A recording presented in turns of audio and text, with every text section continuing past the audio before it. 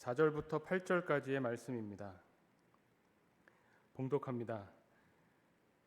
자기 자신은 광야로 들어가 하룻길쯤 가서 한 로뎀나무 아래에 앉아서 자기가 죽기를 원하여 이르되 여호와여 넉넉하오니 지금 내 생명을 거두시옵소서. 나는 내 조상들보다 낫지 못하나이다 하고 로뎀나무 아래에 누워 자더니 천사가 그를 어루만지며 그에게 이르되 일어나서 먹으라 하는지라. 본즉 머리맡에 숯불에 구운 떡과 한 병 물이 있더라. 이에 먹고 마시고 다시 누웠더니 여호와의 천사가 또 다시 와서 어루만지며 이르되 일어나 먹으라. 내가 갈 길을 다 가지 못할까 하노라 하는지라.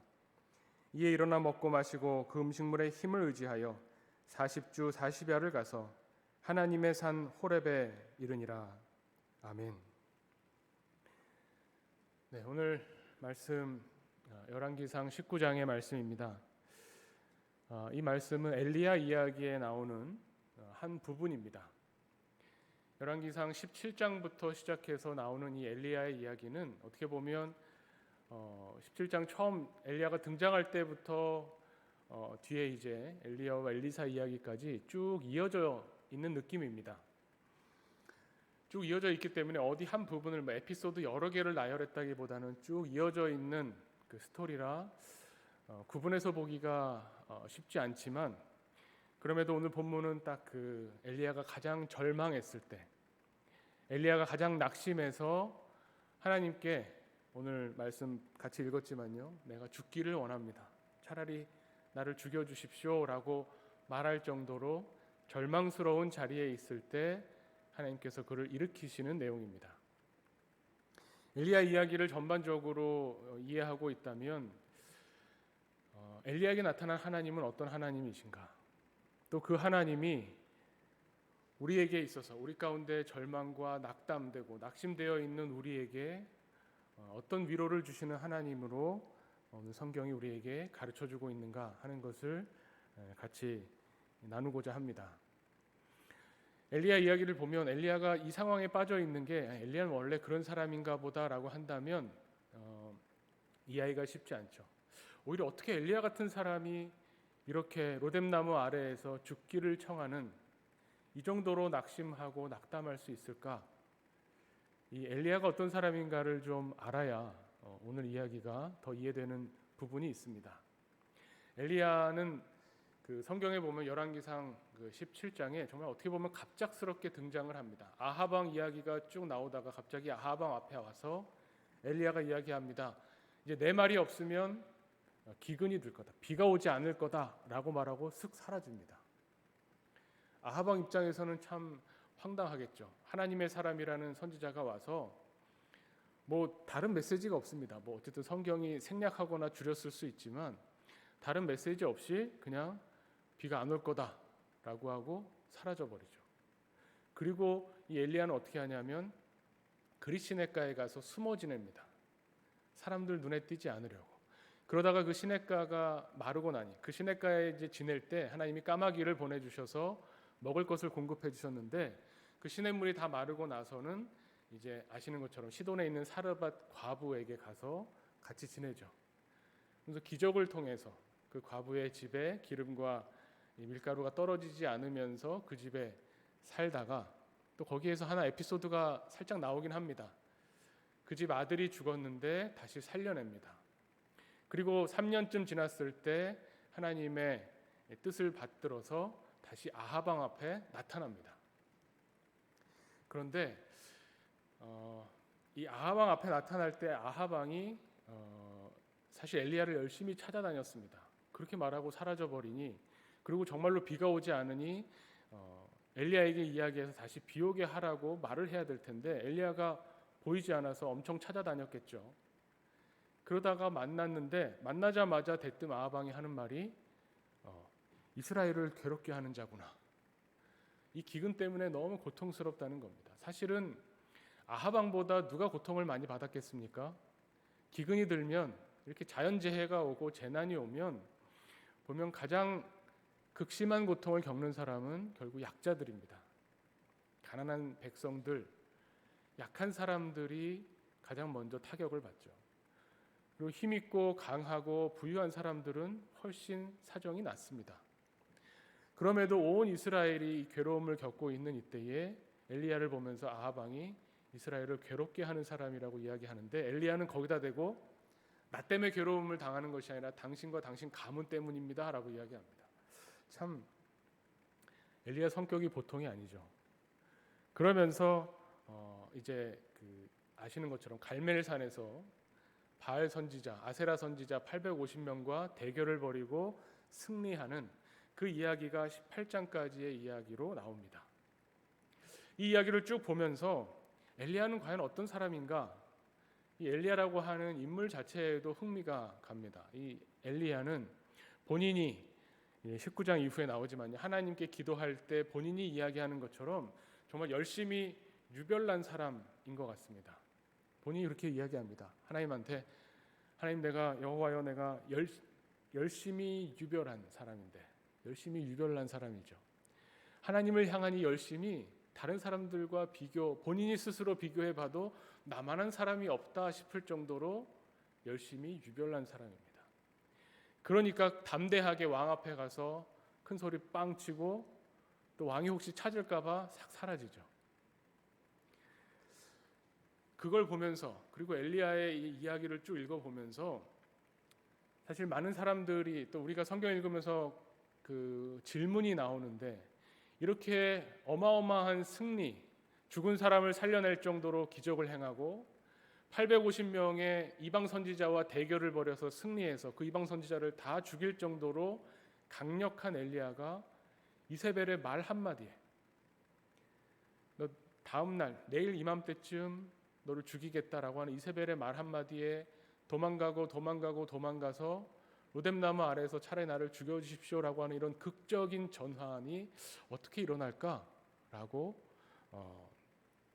질문하게 됩니다. 이 엘리야의 성격이 좀 그런 것 같습니다. 열심히 유별납니다. 이 열심히 유별나다는 말이 뭐냐면 하나님의 뜻이 반드시 이루어져야 된다. 하나님이 원하시는 대로, 하나님의 백성 이스라엘이 하나님을 따르고 하나님의 말씀을 듣고 하나님의 뜻이 세상에서 이루어져야 되는데 왜 이렇게 세상은 악한가? 왜 이렇게 세상은 하나님의 뜻과 반대로 가는가? 여기에 대해서 이 엘리야는 많이 고민했던 것 같습니다. 엘리야가 하는 말을 들어봐도 그렇죠. 가장 유명한, 또 외워야 되는 말씀이 어디냐면 열왕기상 18장 21절이죠. 엘리야가 모든 백성에게 가까이 나아가 이르되 너희가 어느 때까지 둘 사이에서 머뭇하려느냐? 여호와가 만일 하나님이면 그를 따르고 바알이 만일 하나님이면 그를 따를지니라. 이게 바로 엘리야의 그 열심히 유별난 성격입니다. 흐리멍텅한 걸 싫어한 겁니다. 어중간한 거 안 된다는 겁니다. 이스라엘 백성이 하나님, 여호와 하나님과 바알 사이에서 머뭇하는 꼴을 도저히 두고 볼 수가 없는 겁니다. 하나님을 섬기려면 하나님을 확실히 선택해서 따르고 섬겨야지, 비가 안 오면 바알한테 제사 지내고, 또 보통 때는 선조들이 믿던 하나님도 믿고, 나에게 복 주는 신이면 누구든 상관없다, 바알도 섬기고 아세라도 섬기고 여호와 하나님도 섬기는 이런 모습은 엘리야에게 있어서 용납할 수 없는 모습입니다. 하나님을 향한 열심이 아주 유별난 거죠. 그런데 여기까지는 좋습니다. 하나님 뜻이 이루어지기 위해서 노력하는 사람이 선지자죠. 그런데 그 열심이 너무 유별나다 보니까 어디까지 가냐면 하나님한테까지 불만이 갑니다. 하나님 왜 이렇게 이 세상의 악을 잘라버리지 못하실까? 이 머뭇머뭇하는 이스라엘 백성에다 대고 확실히 하나를 선택하라라고 말하는 이 엘리야의 음성을 들으면서 저는 어떤 느낌이 드냐면, 엘리야가 이걸 하나님한테도 이렇게 기도하지 않을까? 하나님, 저 아합 왕과 이세벨을 보면서 왜 머뭇머뭇하십니까? 그냥 단칼에 망하게 멸망시키셔야죠. 이런 기도를 하진 않았을까요? 엘리야의 이런 화끈한 성격에 보면 하나님조차도 마음에 안 드는 겁니다. 왜 이렇게 복잡하고 어렵게, 그리고 많은 사람 힘들게 일을 벌리시고 일을 해나가시나? 엘리야의 기도 내용을, 하나님한테 드리는 기도 내용을 보면 이런 하나님에 대한 불만이 언뜻 드러납니다. 그 사르밧 과부의 아들이 죽었을 때 그 사르밧 과부가 엘리야한테 와서 막 원망하죠. 왜 나한테 와가지고 내 죄를 생각나게 하고 왜 결국 이런 결과로 내 아들이 병들어 죽게 되는 이런 일이 생기는가 하고 사르밧 과부가 와서 엘리야를 원망합니다. 그랬더니 엘리야가 이 죽은 아이를 놓고 하나님께 기도하는데 하나님 이 아이를 살려주십시오라고 하면 좋았을 텐데 뭐라고 기도하냐면요. 17장 20절에 보면 하나님께 부르짖어서 이렇게 말합니다. 내 하나님 여호와여 주께서 또 내가 우고하는지 과부에게 재앙을 내리사 그 아들이 죽게 하셨나이까. 살려주십시오가 먼저 나오는 게 아니라 얘를 왜 죽게 했습니까? 부터 나와요. 하나님 일하시는 게 마음에 안 듭니다. 하나님 왜 이 아이를 죽게 하셨습니까?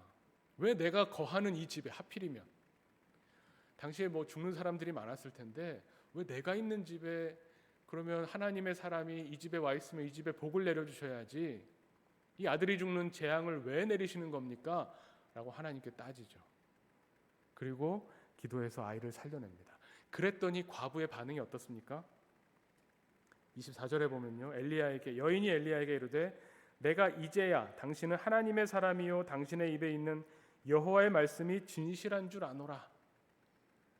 이때 엘리야가 얼마나 기분이 좋았을까요? 그래, 내가 이래서 하나님의 사람으로 사는 거지. 하나님의 사람으로 하나님이 일하시는 게 마음에는 좀 안 들지만 열심히 기도했더니 하나님이 이 아이의 생명을 살려주셨습니다. 엘리야가 기도했더니 지금 비가 안 오고 있습니다. 엘리야가 기도했더니 아이가 살아납니다. 아이가 살아나는 것을 보고 이 아이의 엄마가 고백하죠. 이제야 내가 당신이 하나님의 사람인 줄 알겠습니다.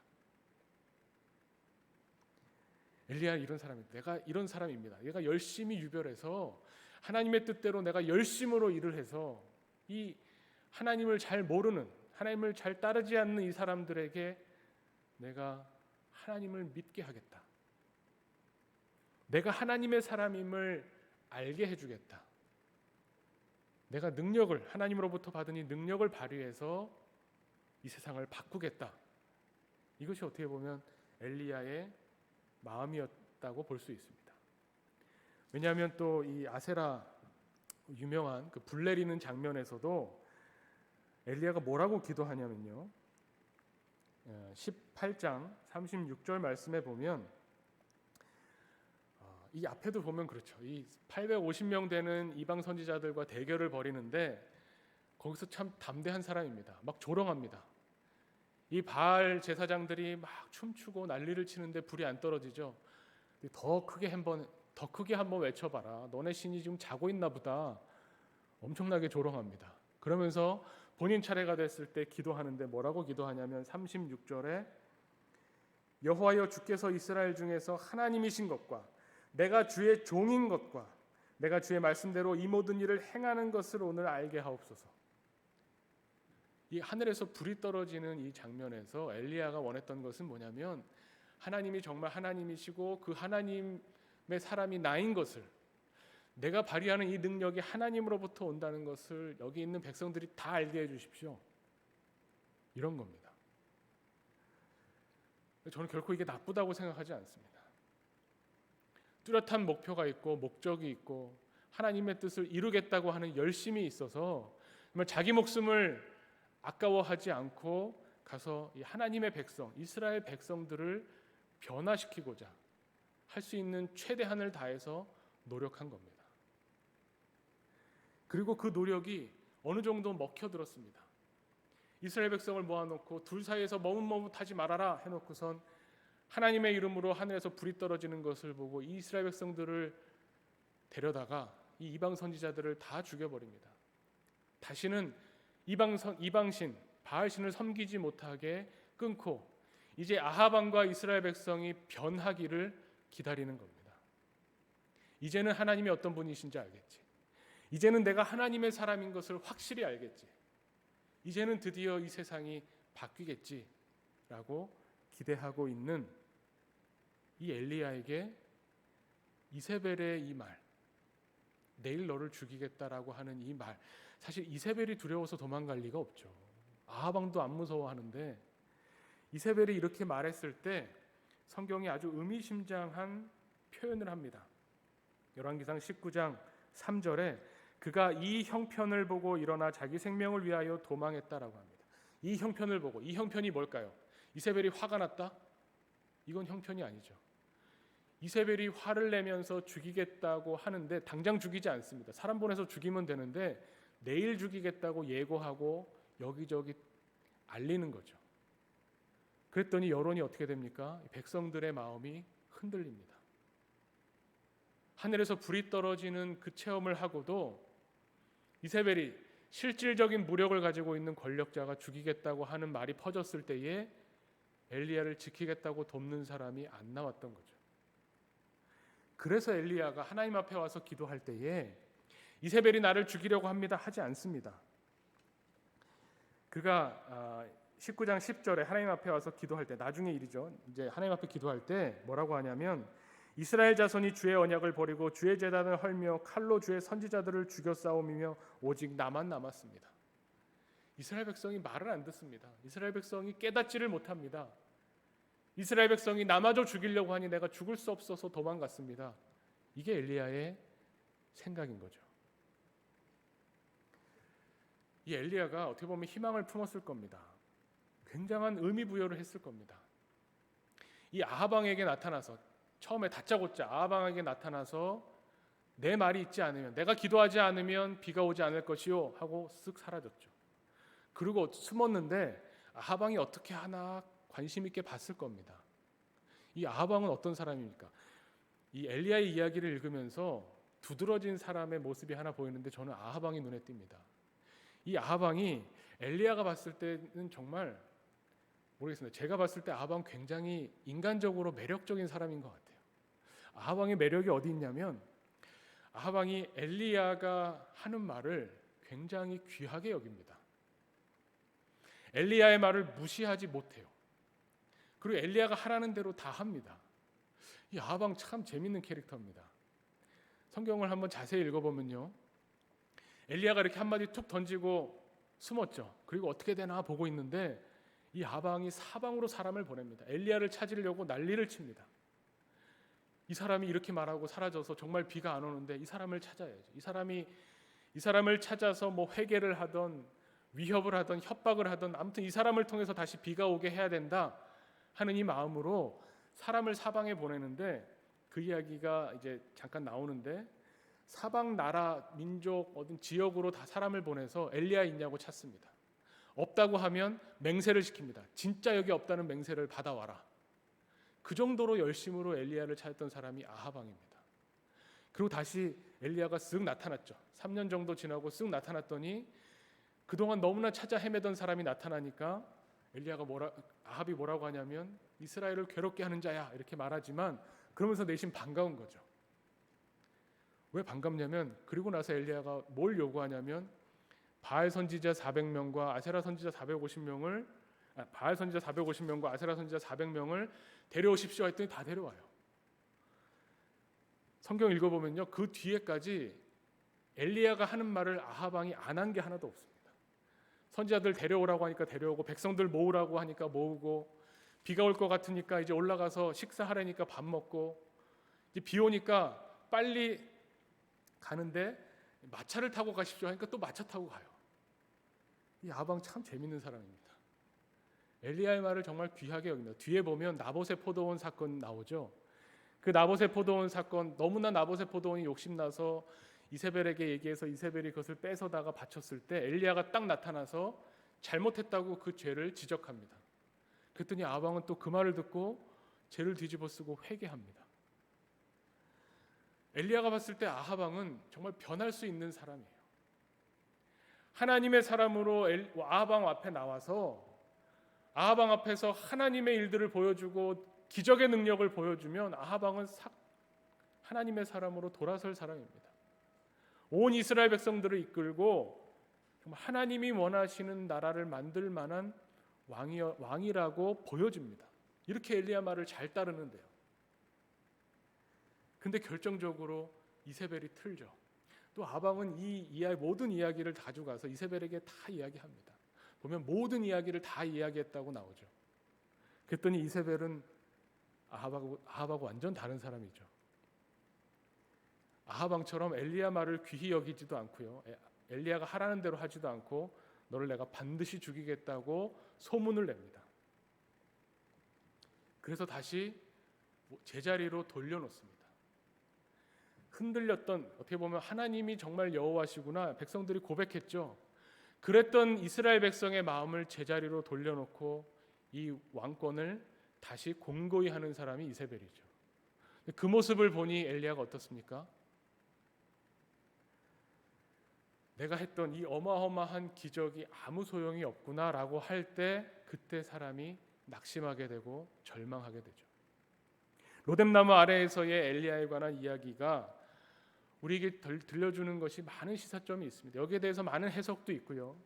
엘리야가 번아웃이 됐다고 보기도 하고 여러 가지 너무 큰 일을 행해서 그 뒤에 오는 어떤 허무감일 수도 있다고 이야기하고요. 그런데 분명한 거 하나는 있습니다. 엘리야가 그동안 가지고 있었던 불만, 이스라엘 백성을 향한 불만, 아합 왕을 향한 불만, 또 심지어 거기서 하나님을 향한 이 불만이 완전히 터져버렸죠. 왜 하나님 이렇게 일을 하십니까? 내가 이제 하나님의 사람임을 알게 해주시면 그 다음부터 내가 일하겠습니다라고 해서 추진했던 모든 일이 다시 원점으로 돌아갔을 때, 내가 했던 일이 아무 의미도 없다고 여겨졌을 때, 그때는 더 이상 견딜 수가 없는 겁니다. 로뎀나무 아래에 앉아서, 로뎀나무가 무슨 이파리가 무성한 나무가 아니에요. 로뎀나무를 그냥 로뎀나무라고 번역했는데 다른 번역으로 보면 쌀이나무라고 이야기합니다. 왜냐하면 우리가 볼 때 제일 비슷하게 생긴 나무가 쌀이나무거든요. 그러니까 어떻게 보면 이 광야에 있는 그냥 덤불입니다. 그 밑에 있다고 해가 다 가려지지 않아요. 조금은 낫겠죠. 좀 해는 내리쬐고 짜증은 나고 내가 한 일은 의미가 없고, 그러니 하나님한테 또 뭐라고 합니까? 이 원망이 하나님께로 뻗치는 겁니다.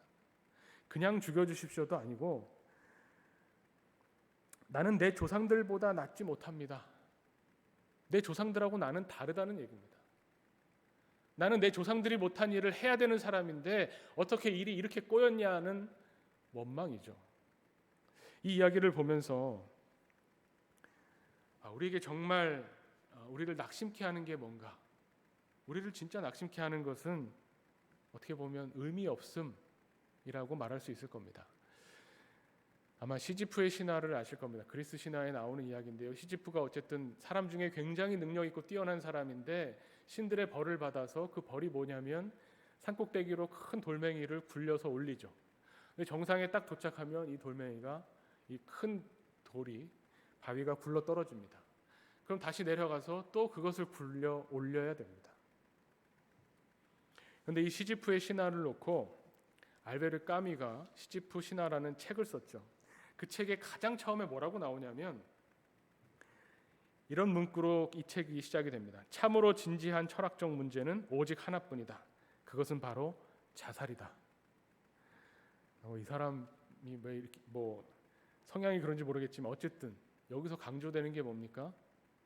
이 무의미한, 사람에게 의미가 없다고 하는 것이 이 삶에 대해서, 우리의 삶에 있어서 어떤 의미가 있느냐를 찾는 것이 철학적인 가장 중요한 문제라는 것을 역설적으로 이야기하는 거죠. 그러면서 인생이 부조리하다는 것, 의미를 찾고 의미가 차곡차곡 쌓여가면서 보람이 있고 삶의 어떤 목적을 가지고 살아가야 될 텐데, 우리가 사는 이 삶은 너무나 부조리하기 때문에, 이 세상이 너무나 부조리하기 때문에 우리가 사는 의미가 우리에게 어떤 것인가를 생각해 볼 때 의미 없으면 결국 자살이 아닌가, 이런 내용을 담고 있죠. 중요한 것은 엘리야에게도 비슷했던 것 같습니다. 내가 하나님의 사람으로 하나님의 사람임을 드러내면서 해야 되는 일이 있는데 하나님이 이렇게 망쳐놓으면 어떻게 합니까?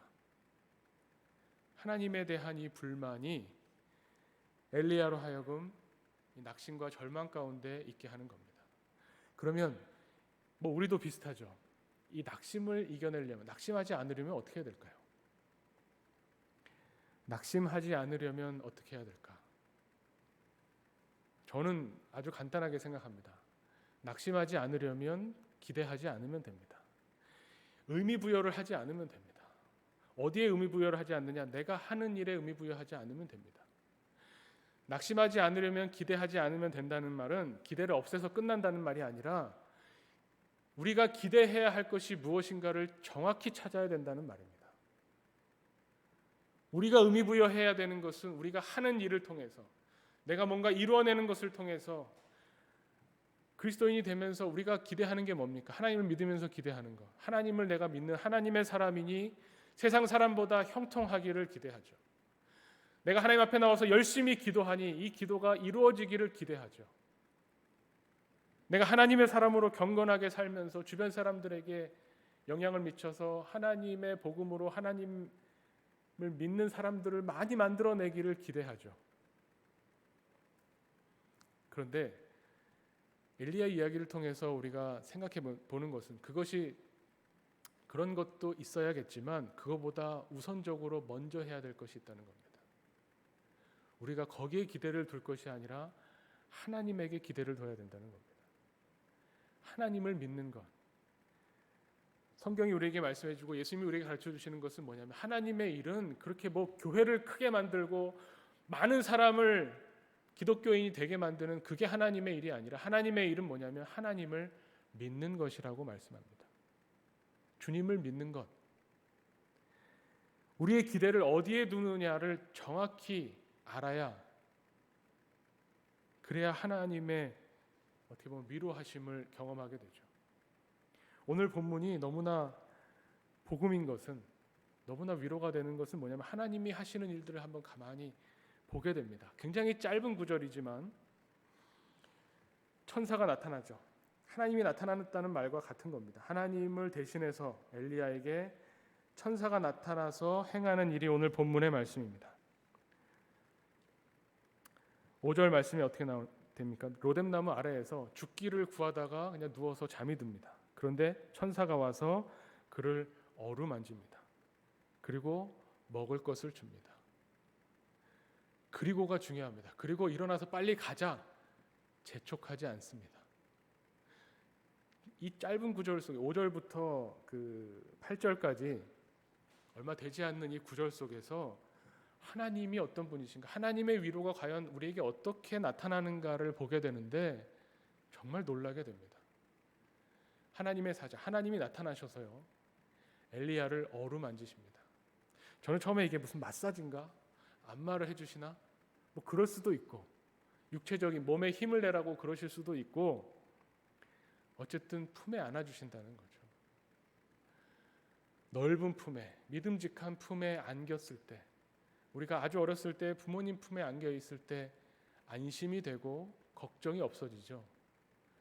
하나님이 그렇게 엘리야를 품에 안으시고 그 다음에 육신에 먹을 것을 주셔서 기운 차리게 하십니다. 근데 그리고 나서 중요한 게 뭐냐면 벌떡 일으켜 세우셔서 달려가게 하시는 게 아니라 그리고 나서 가만히 계십니다. 기다려 주십니다. 5절에 보면 먹고 하나님의 품에 안아주시고 이제 일어나서 육신의 몸도 기운 차리게 먹었습니다. 그리고 다시 누워요. 다시 눕습니다. 뭐 잤는지 어쨌는지 또 다시 누워요. 그랬더니 또 오셔서 또 어루만지시고 또 먹을 걸 주십니다. 그리고 쓱 이야기하시죠. 일어나서 가자. 그렇게 40일을 갔다는 겁니다. 그렇다면 매일매일 끼니마다 하나님이 나타나셔서 엘리야를 어루만지시고 먹을 걸 주시고 기다려주시는 겁니다. 하나님의 위로하심은 이런 거구나라고 생각하게 됩니다. 이 세상이 주는 그 어떤 것과도 다릅니다. 다그치지 않습니다. 엘리야야 너 이러고 있으면 어떡하냐, 저 이세벨이 저렇게 펄펄 뛰면서 아합 왕도 마음이 다시 바뀌고 이스라엘 백성들도 다시 저 이세벨의 손에 넘어가게 생겼는데 너 어떻게 할 거냐, 빨리 기운 차리고 일어나서 다시 일해야지 라고 다그치지 않으신다는 겁니다. 그리고 동행해 주세요. 40일을 걸어가도록 하시고 그 40일을 걸어가는데 목적지가 어디입니까? 호렙입니다. 호렙이 무슨 장소입니까? 하나님을 만나는 장소예요. 이미 하나님은 내 옆에 계신데 하나님을 만나러 가자는 겁니다. 하나님의 위로하심이죠. 지금 세상은 어떻습니까? 코로나가 오고 나서 이제 포스트 코로나에는 어떻게 할 거냐, 대책을 세우자, 기업마다 단체마다 난립니다. 또 사회가 교회를 향해서도 이야기합니다. 코로나 이후에도 계속 이럴 것이냐? 변화돼야 되지 않느냐? 교회가 변하지 않을 수 없는 압박이 옵니다. 다그칩니다. 대책을 세우라고 합니다. 앞으로는 어떻게 신앙생활하고 예배드려야 될지 생각이 복잡합니다. 안 할 수 없죠. 우리 자녀들에게도 그렇잖아요. 시험을 봐왔어요. 근데 시험 성적이 기대했던 것만 못 미칩니다. 그럼 다그치죠. 너 공부 방법이 잘못됐나 보다. 학원을 바꿔야 되나 보다. 어떻게 공부할지 계획을 세웠냐. 다음번에 성적을 올려야 되는데, 이게 어떻게 보면 우리의 모습이고 세상이 우리에게 가하는 압박인데, 하나님의 위로는 이것과 완전히 다르죠. 어루만져 주시고 먹을 것을 주시고 기다려 주십니다. 그리고 40일 동안 엘리야가 터벅터벅 걸어갑니다. 이 걸어가는 40일 동안이 저는 중요한 것 같습니다. 호렙산에 가서 하나님을 만나고 거기에 어마어마한 지진이 있고 강한 불이 있고 바람이 있고 세미한 음성을 통해서 하나님을 만난 것, 그 이후에 이제 중요한 일이 있지만 진짜 중요한 것은 이 40일 동안에 걸어가는 시간. 호렙산에서 하나님을 만난 것이 며칠이었는지 모르지만 아마 그것보다 40일이 훨씬 길었을 겁니다. 이 40일을 걸어가는 시간 동안 하나님이 함께 하시면서 계속적으로 엘리야를 어루만지시는 그 하나님, 우리 하나님은 이런 분이시다라고 하는 것을 가르쳐 주는 겁니다. 엘리야가 이제 드디어 하나님을 제대로 만나고 있는 겁니다. 하나님은 엘리야에게 불만이 없습니다. 성경을 보면 엘리야의 기도나 엘리야의 말투를 보면 하나님한테 불만이 가득 찬 사람 같아요. 근데 하나님은 엘리야한테 불만이 없습니다. 너 왜 아합 왕을 변화시키지 못했냐? 너 왜 이스라엘 백성을 내 백성으로 완전히 바꿔놓지 못했냐? 너 왜 그거밖에 안 되냐라는 불만이 전혀 없으세요. 하나님은 그저 기다려주시고 먹을 것을 주셔서 힘을 주시고 그러면서 동행하시면서 또 한 만남의 장소 호렙산까지 이끌어 가시는 하나님.